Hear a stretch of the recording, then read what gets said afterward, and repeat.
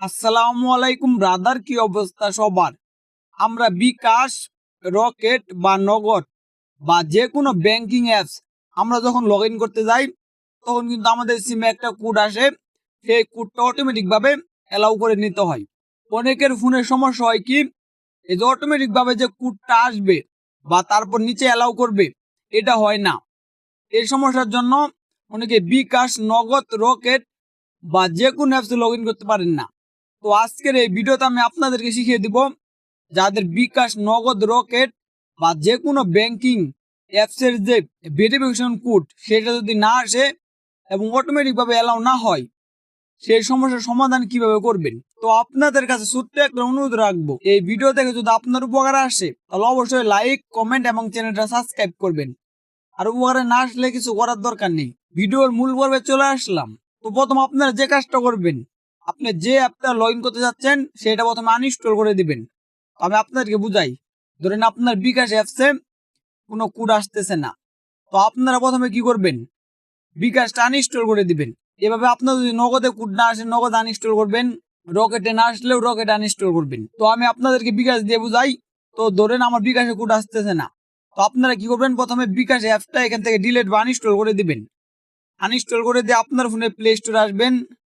Play স্টোরে এসে এখানে আপনারা বিকাশ লিখে সার্চ করে দিবেন এবং প্রথমে আপনারা এই বিকাশ অ্যাপটা ইনস্টল করে নেবেন। এই যে আমাদের বিকাশ অ্যাপটা আমরা ইনস্টল করলাম।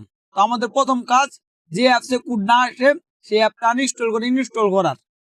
তারপর আমাদের যে কাজটা করতে হবে সেটা করার জন্য আমরা আমাদের ফোনের সেটিংয়ে চলে আসবো।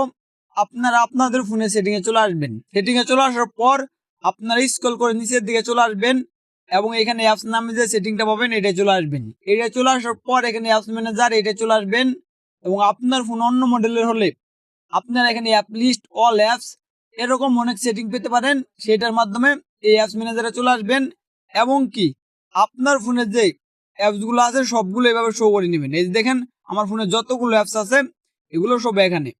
এক কথায় বলতে গেলে আপনার ফোনের সেটিংয়ে গিয়ে খুঁজে বের করবেন এই অ্যাপসগুলো কোথায় আছে, সেই অ্যাপসে চলে আসবেন। অ্যাপসে চলে আসার পর প্রথমে আপনারা কি করবেন, এখান থেকে আপনারা মেসেজ অ্যাপসটা খুঁজে বের করবেন। তো এখান থেকে আমরা কি করবো, প্রথম মেসেজ অ্যাপসটা খুঁজে বের করবো। এই যে মেসেজ অ্যাপটা, এই মেসেজ অ্যাপসে আপনারা চলে আসবেন। মেসেজ অ্যাপসে চলে আসার পর ফরেস্ট স্টপ করে দিবেন। তারপর এখানে স্টোরেজ এটা চলে আসবেন। এটা চলে আসার পর ক্লিয়ারেন্স করবেন। তারপর ক্লিয়ার অল ডাটা এটা ক্লিক করে মেসেজ অ্যাপটা ক্লিয়ার অল ডাটা করে নেবেন। ক্লিয়ার অল ডাটা করার পর এখান থেকে ব্যাক দিবেন। ব্যাক দিয়ে দেওয়ার পর আপনার অ্যাপস ম্যানেজারের উপরে কোনো একটা 3 ডট বা 2 ডট পাবেন, এটা ট্যাপ করে দিবেন। এটাই ট্যাপ করে দেওয়ার পর এখানে আপনার শো সিস্টেম অ্যাপস এটা সিলেক্ট করে দিবেন। এটা সিলেক্ট করার পরে এখানে আপনার সবকিছু শো করবে। তো এখন আপনারা এখান থেকে বের করবেন গুগল প্লে সার্ভিস। তো এখান থেকে আপনারা গুগল প্লে সার্ভিসটা খুঁজে বের করবেন। এই যে দেখেন গুগল প্লে সার্ভিস, এই গুগল প্লে সার্ভিসটা খুঁজে বের করবেন। তারপরে এই গুগল প্লে সার্ভিসে চলে আসবেন। গুগল প্লে সার্ভিসে চলে আসার পর এখানে আপনার স্টোরেজ পাবেন, এই স্টোরেজে চলে আসবেন। স্টোরেজে চলে আসার পর প্রথমে আপনারা ক্লিয়ারেন্স করে নেবেন। ক্লিয়ারেন্স হয়ে গেলে এখানে আপনারা ক্লিয়ার ডাটা পাবেন, এই ক্লিয়ার ডাটায় ট্যাপ করে দিবেন। ক্লিয়ার ডাটা ট্যাপ করে দেওয়ার পর আপনারা নিচের দিকে পাবেন ক্লিয়ার অল ডাটা। এই ক্লিয়ার অল ডাটা ট্যাপ করে এখানে কনফার্ম করে আপনারা গুগল প্লে সার্ভিসটা ক্লিয়ার অল ডাটা করে নেবেন। গুগল প্লে সার্ভিসটা ক্লিয়ার অল ডাটা আর যে কাজগুলো দেখালাম এগুলো করার পর ইনশাল্লাহ আপনার ফোনের সব কোড আসবে।